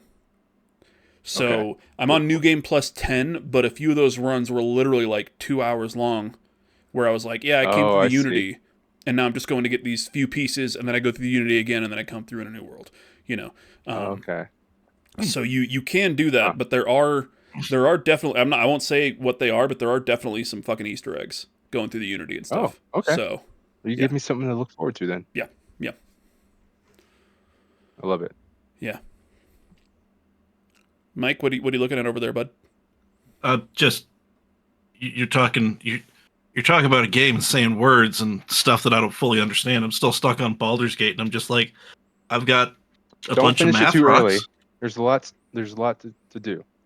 I've blown several D&D campaigns. Don't tell me not to finish too early. Why give me the Yeah, and spell this is my Fireball first- Oh, Why man, I love that spell. why give me Fireball Fireball if I can't fire that shit off in a closet and kill everybody? All right. I've seen all like I always see like the memes or like internet jokes of, so and so, like it's like in D&D scenario, so and so walks into a room, Fireball, right? I've already seen those jokes. Playing Baldur's Gate, having a character with the Fireball ability, I get it. Because first time chance I get, fire, that shit works. I'm using it. There's a I don't know if you effective. guys, this show's been off the air now for a while. The Pete Holmes show. Yeah. I remember that. Yeah, it was on after Conan. Yeah. On TBS. But I've been watching just like he did this kind of running series of it was like interviews. It was interviews from HR between HR and like the characters in Street Fighter. And then like basically being like, hey, it's like Vega, and Vega's like, I want to use my claws, and he's like, you can't use your claws. There's so much goddamn paperwork. You're gonna go in there and just kill people with your claws, like stuff like that. But there was another clip that was Pete plays D&D for the first time. Oh. That I watched, and it's like just a little skit or a little sketch, and he's like, oh, thanks for inviting me over to D&D here, everything, blah blah blah, and the dungeon master's like, yeah, cool. So you're in this tavern. And there's a wizard over here in the corner. What do you want to do? And he's like, I'm in a tavern. I mean, I don't want to talk to that guy. I'm going to go sit in the corner and have a drink. And he's like, oh, okay. Okay, there's this wizard over here. And he's like, yeah. That guy looks weird. I don't want to talk to him. I'm just going to chill here. I'm going to hang out, see what I want. And then that's like the whole bit is him just in this inn. And the other people in the game are like, yeah, we'll talk to the wizard and we'll go with him. Are you staying here? And he's like, yeah, I'm going to go here. Can I rent a room? Yeah. I'm going to rent a room. I'm just going to hang out, look at the sunset. And That's what I felt Odd. like when I first played D&D. I was just like, yeah, can I just I don't know, Yeah. can I just pull this thing off the wall? What happens if I do this? There's a mysterious stranger in the corner. Yeah, screw that. Who else is in Yeah, here? no, that's creepy. Stranger danger. Don't want to Yeah. talk to him. That would be my problem too if I played D&D, is I would just want to chill. Like, guys, Oh. why are we don't have to do all that. Like, No. look, let's just relax. Start a fire, tell some stories. Yeah. Hang out. Pete Holmes is great. Until Go Until fight the a DM. dragon? No, I don't want to do that. the Right. DM's just like, you got to do something. That's like, all right, well, we're gonna work smart, not hard. Yeah. Just, So bringing Oh. it back to the documentary. yes. I know we're getting a little silly, but it's fun. We're having a good time. There's a It's quote fine. here, and I don't know if this is exactly where it is, but it's Alyssa Mercante. Once again, badass. That Yes. you mentioned, the people who won't like this, don't care, aren't going to watch it, and the people who do like it might already be on our side. But she says something in this trailer that is just perfect. I don't know if this is clipped exactly, but let's see. More diverse industry, telling more diverse stories. There's plenty of games out there for you to buy. If you don't like this, don't buy it. Like, I want to know. That. If Yeah. you Yeah. don't like this, don't buy it. Mm-hmm. If for whatever reason there's somebody watching or listening to this podcast who's like, yeah, I don't want to play a game with a black person in it, Why don't. are you here? Why are you here? First off, why are you here? I think Yeah, we made it first very off- clear that is Yeah. not... Like, just because we're two white dudes does not mean that we're on your side on that. Oh, absolutely not. I am the last chubby white face you want to see when you start popping off with shit like that.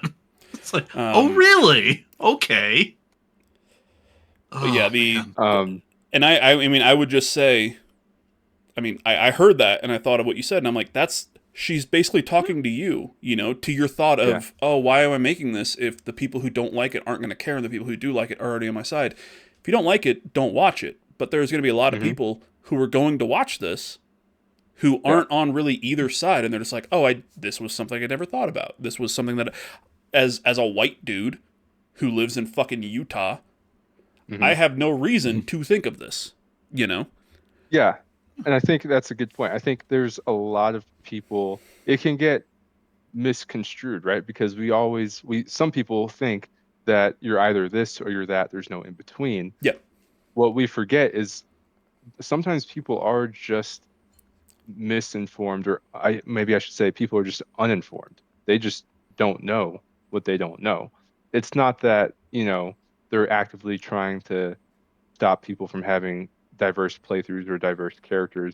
It's just that maybe they live in an environment or a community where they just don't know what they don't know. They don't know that having a black character in the game is seen as like a win for our community. They don't know that like there's a struggle for us when we play games to always have to try to find our voice in that game, right? It's not malicious intent. It's just they just don't know. And so for those people, I definitely think that this is the documentary for them, because again, we're approaching it from trying to stay in a more positive mindset of being like, hey, we just want to inform you of what's going on. We want to show you the people that are doing really cool stuff, and we also want to show you the results and the benefits of people that have done cool stuff, that are doing cool stuff, and how that can be such a beautiful thing. I think part of the film is to showcase just the beauty of culture, right? And the beauty that's in culture. And when you have a game that allows itself to have not even just black people, people of any ethnicity, people of cultures, religions from all over the world, it just adds color and adds beauty to that game. And people that see that and, they're like, boo, we just want this one same vanilla flavored ice cream. I kind of, I lean more to what Alyssa was saying. It's like, okay, then just go do that then. But Yeah. you don't have to make it harder for people that don't want that. Like if I want vanilla ice cream and vanilla ice cream only, I don't care if you're getting sprinkles. That just means there's more vanilla ice cream for me, But there's people out there that are like, no, I want my vanilla ice cream and I want to make sure that no one else gets any other flavor of ice cream because that's not what I want. It's Yeah, like, I okay, don't want to. I don't want to consume that, so it yeah, shouldn't be there. I don't want to consume it, which means neither should you. And Yeah, that's just the wrong Yeah. place of approaching it. yeah. And now that I've paused it and it's not on the screen now. It's just Khalif Adams, who is By the Hell way, yeah. Khalif awesome. Adams gives great hugs. Does he? He I looks think like I, it. I think I like I gave like I think we like gave him a high five or something. Or if we Yeah, hugged, I was already drunk. yeah, But he yeah. does have access to my Plex. So No, oh, okay, there you yeah. go. And he said, "Oh yeah, I'll be on your podcast one day." So Khalif, It's elite. Yeah, we're gearing up for year 2. All yeah. right. Yep. No, seriously, Khalif's support. Yeah. Khalif was the first person to really support this Yeah. from the get-go, and he still remains like a consistent supporter of this film. And I can't say enough praises about Khalif Adams. I Yeah. Yeah. really, really value all of his support for this film. Yeah, Khalif Adams, host of Spawn on Me podcast, incredible podcast. I love watching him like every week when he records. Anytime that I'm Hmm. able to, I will tune into Spawn on Me over pretty much anything else. So if it's on a Monday, sorry, Mike. Um, I understand. yeah, but Khalif Adams, cool Yeah. as shit. Paris Lily, Mhm. awesome. I saw Hmm. Raina in there as well. Yep, Correct. yep, Mm-hmm. yep. Rihanna. Is it Rihanna? Okay, that's on me. Yeah. I'm dumb. I can't read.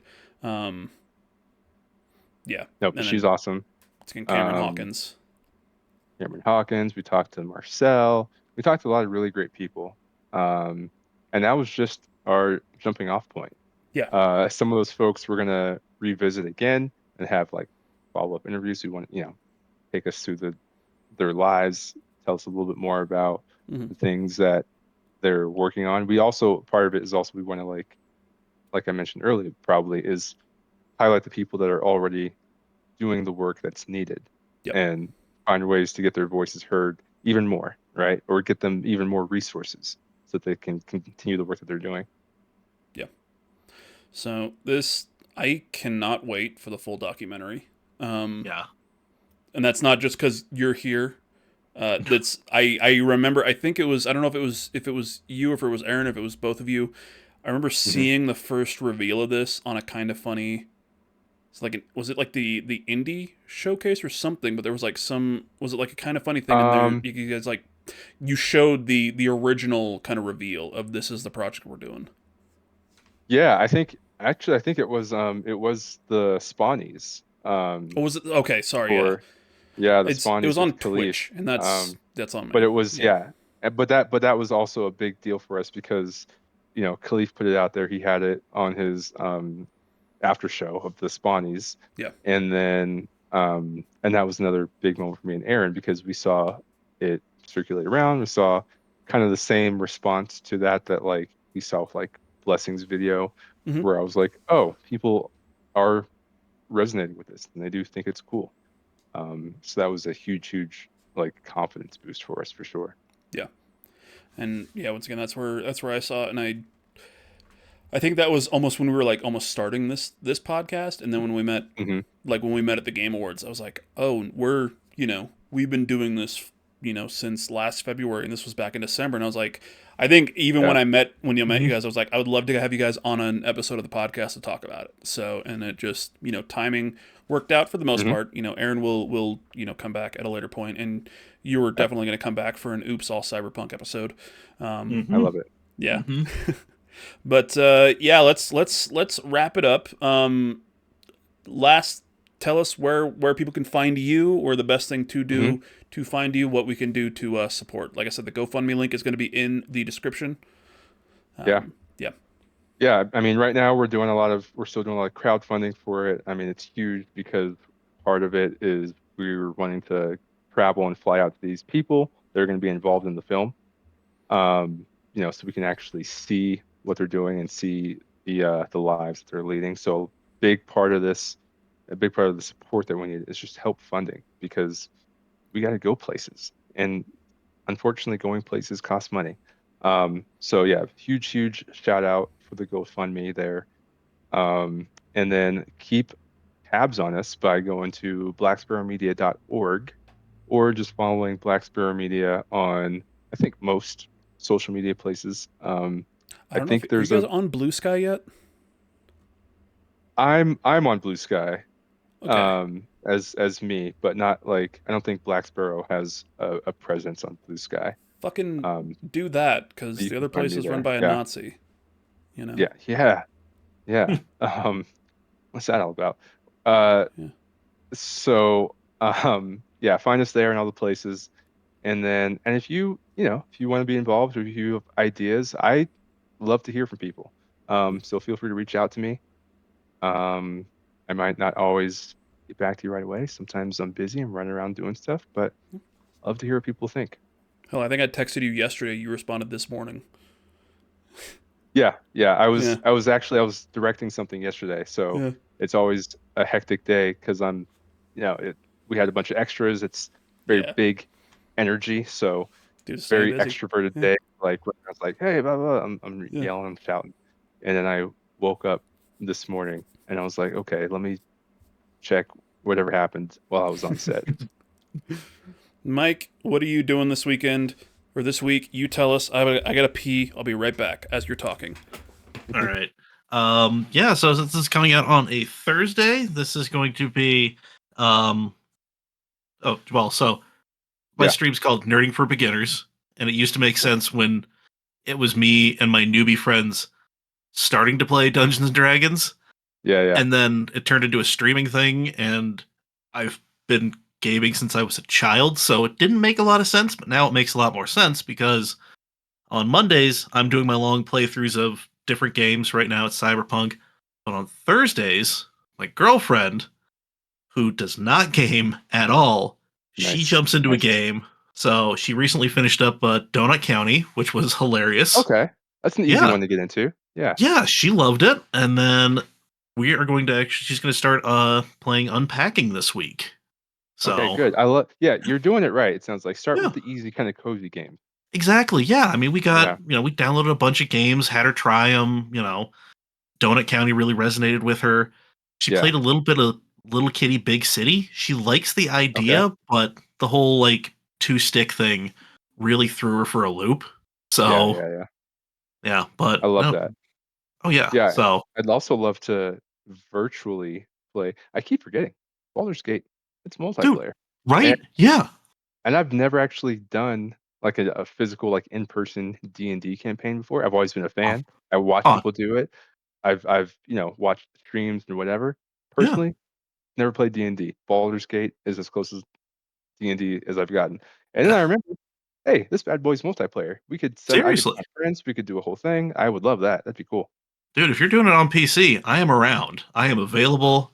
Any Yeah, excuse to I'd love that. play Baldur's Gate. All right. Yo. So, Baldur's Gate, I think the last big patch they're doing, they're adding. I want to say crossplay. Hell Nice. yeah. So, So because if I play it on PC, I'm using Mike's Mhm. copy, so we wouldn't be able yeah. to do the multiplayer. But with crossplay, I've also got it on an Xbox. Okay, Mhm. cool. So So there we go. let's do that. Yeah. The three of us. Actually, I'll be 1,000% honest. I tried to do. We started a multiplayer playthrough.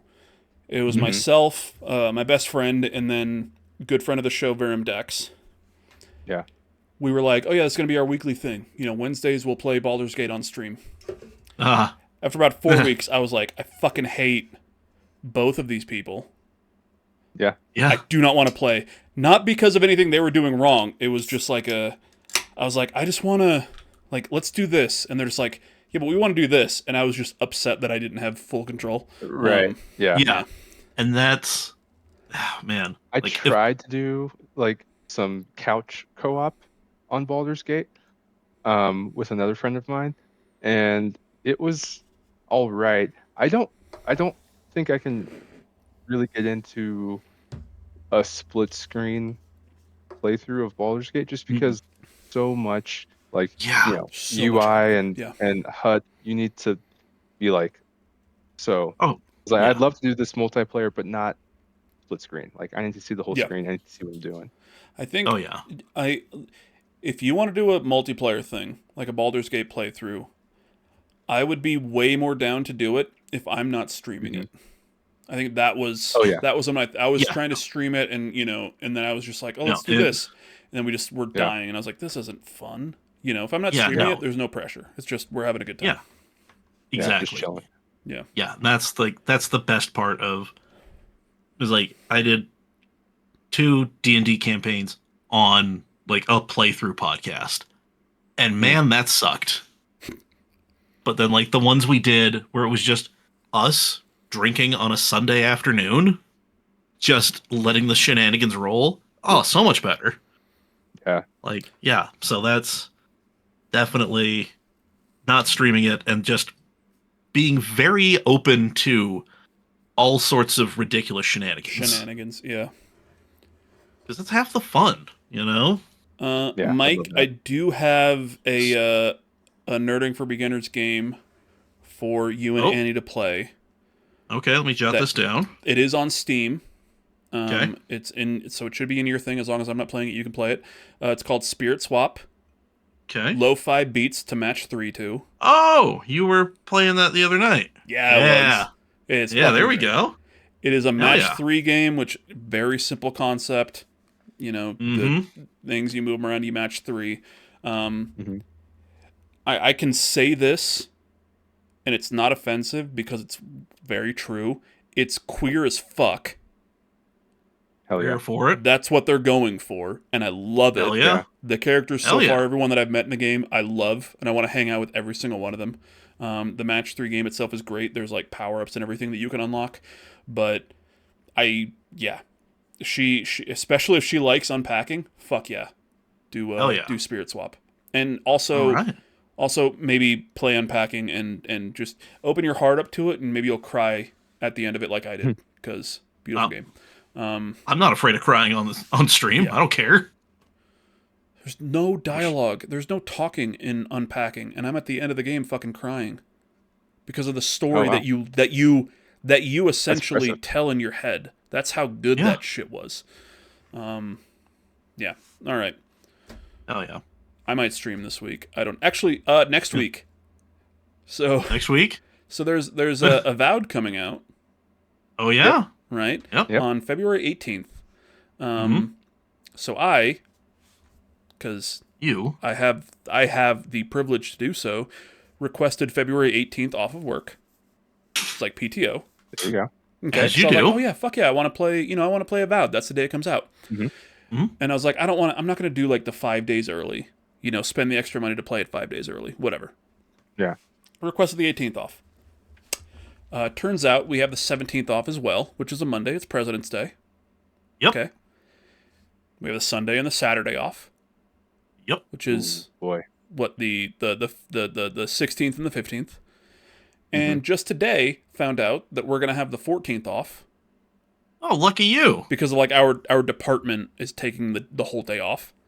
Oh. So now I'm like, okay, well, early access is on the 13th. That's my last day of work. You might as well just do that. Yeah. As soon as you said, well, I'm not going to spend money to play it 5 days early. I'm just like, you spent money to play it 5 days early. I'm going to fucking spend money. I'm debating on whether or not I just want to buy the early access, or if I just want to buy like the collector's edition that has like the code, like shit like that. That's, more money, but yeah. Just get the one that has the most goofy shit so you can put it in the background.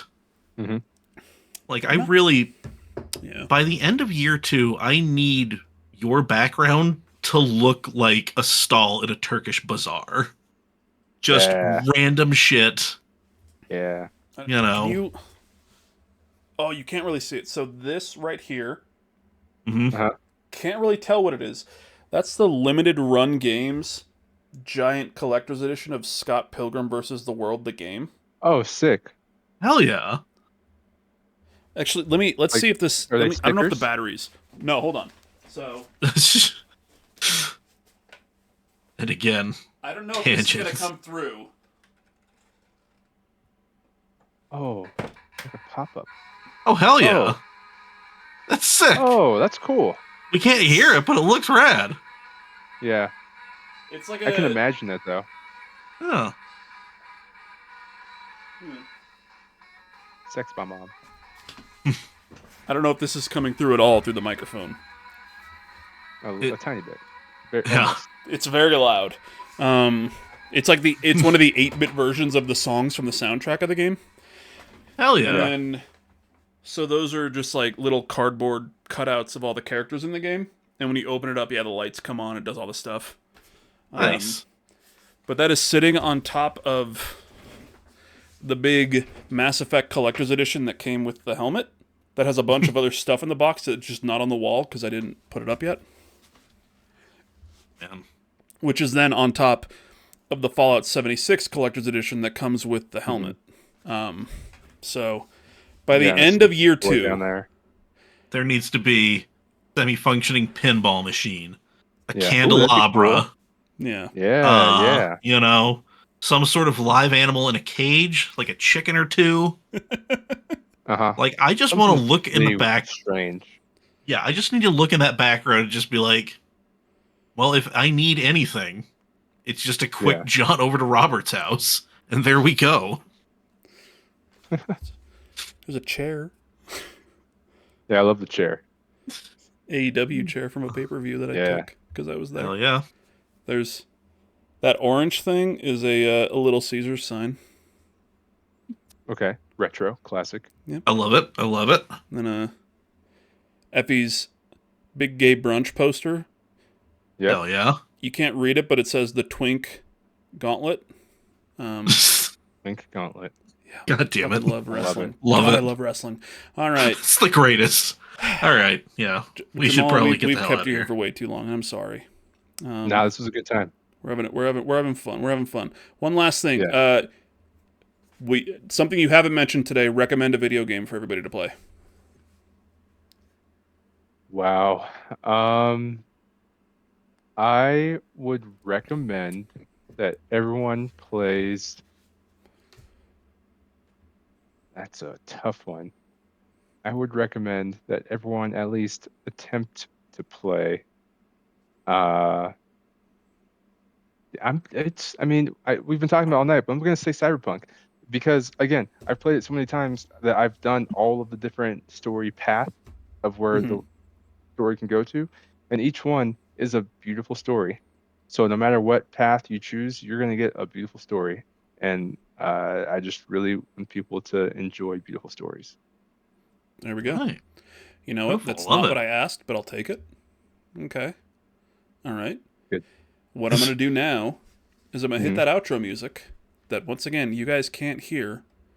And we can just keep talking about things. All right? Yeah. Before I hit this, start talking to Blessing Adeoye Jr., asking him to call you to be on the show. And then we're going to clip this out. Blessing Adeoye Jr. in the most non-threatening way. I'm coming for you. We're gonna find you. We're gonna get you a part of this film. I want to hear what you have to say. I already know a little bit of what you have to say because I've seen the Blessing show, and I think this documentary film can't exist without you. So let's get you on board. Let's do it. All right. There it is. There it is. That music's going back up as I turn it down. Now, yeah, but we're going to clip that out.